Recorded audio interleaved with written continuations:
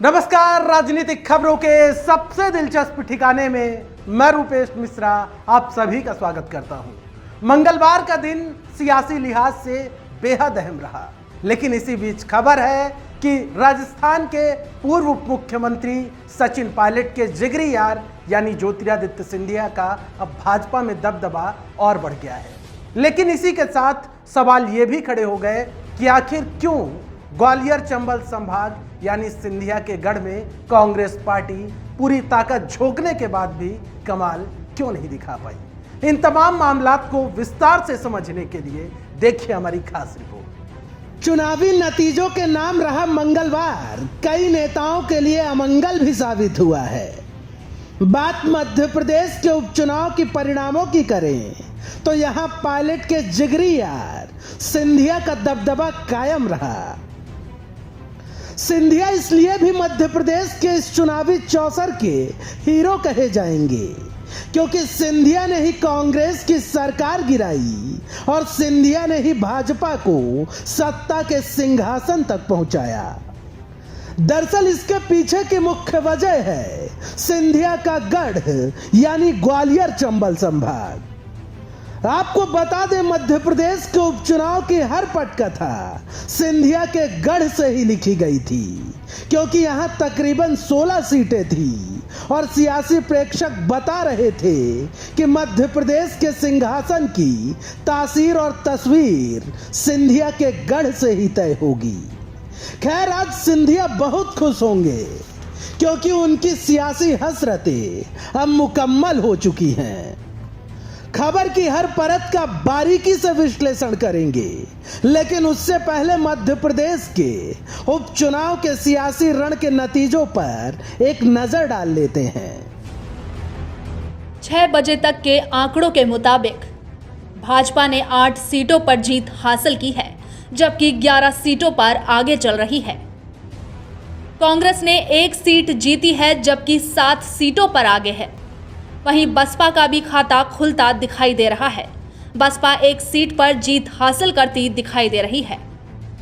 भाजपा को बहुमत के लिए 8 सीटों की दरकार है, जिसे भाजपा हासिल कर चुकी है।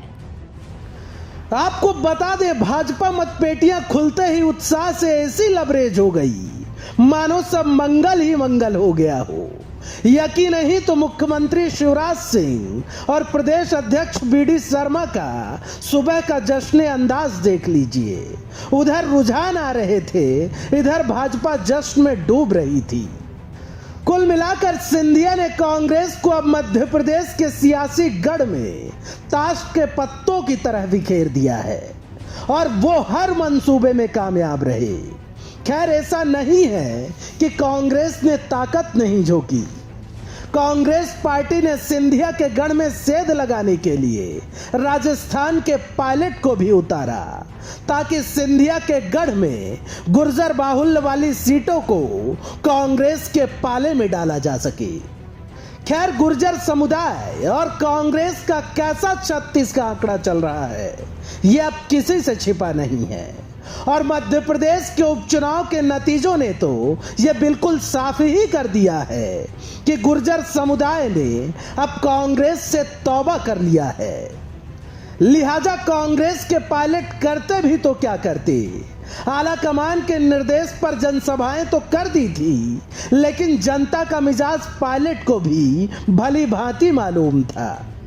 कुल मिलाकर कहने का लब्बो लुआब सिर्फ इतना है कि कांग्रेस ने सिंधिया को गद्दार कहा, दलाल कहा, सौदेबाज कहा, लेकिन फिर भी सिंधिया को सियासी समर में पटखनी नहीं दे पाए। कुल मिलाकर सिर्फ इतना समझ लीजिए कि समूची कांग्रेस पार्टी की ग्रह दशा इन दिनों बिगड़ी हुई है।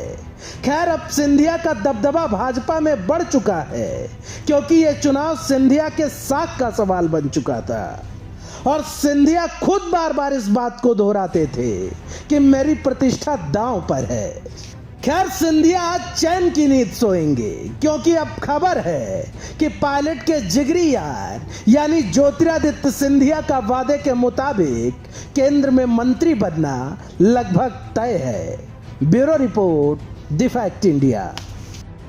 तो देखिए आपने हमारी खास रिपोर्ट कि कैसे मध्य प्रदेश में कांग्रेस पार्टी को करारी शिकस्त हाथ लगी, जबकि कांग्रेस पार्टी ने यहां पर पूरी ताकत झोंक रखी थी और ज्योतिरादित्य सिंधिया को लगातार कांग्रेसी नेता गद्दार कहते रहे, तमाम तरह की उपमाएं देते रहे, लेकिन उसके बावजूद परिणाम क्या सामने आए वो आज सबके सामने है।